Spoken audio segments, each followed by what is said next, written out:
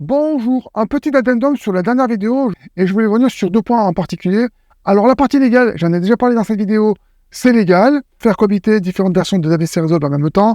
Le but étant de faire cohabiter la version bêta, la 18.5 avec une autre version, ou bien, comme je vais vous montrer un exemple, pouvoir faire cohabiter des versions studio avec des versions gratuites ou bien différentes versions. Le but c'était de faire cohabiter plusieurs versions en même temps sur le même PC. Et dans mon cas particulier, j'ai été confronté à des bugs qui ont concerné, dans mon cas particulier, à la version 18.3.8 et la version 18.1.1.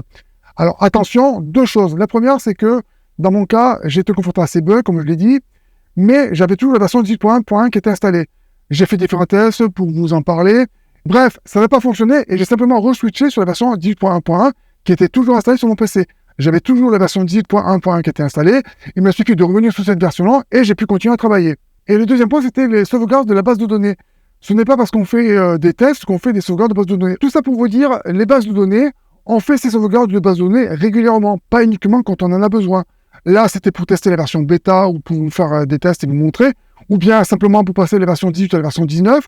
On fait ces sauvegardes de manière régulière et pas uniquement au besoin. Je vous montre tout ça.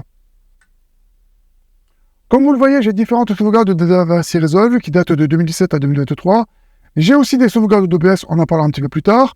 Et ici, je me suis fait un petit script pour sauvegarder ma base de données. Je vous montre ça. Ici, la sauvegarde est en train de se créer.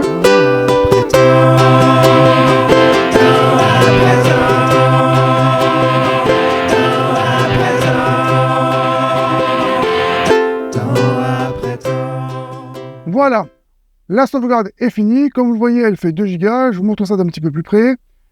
La taille d'origine, c'est 17 Go. Une fois compressé, ça fait 2 Go. Vous pouvez le voir, ça compresse très fort. J'utilise du 7-zip.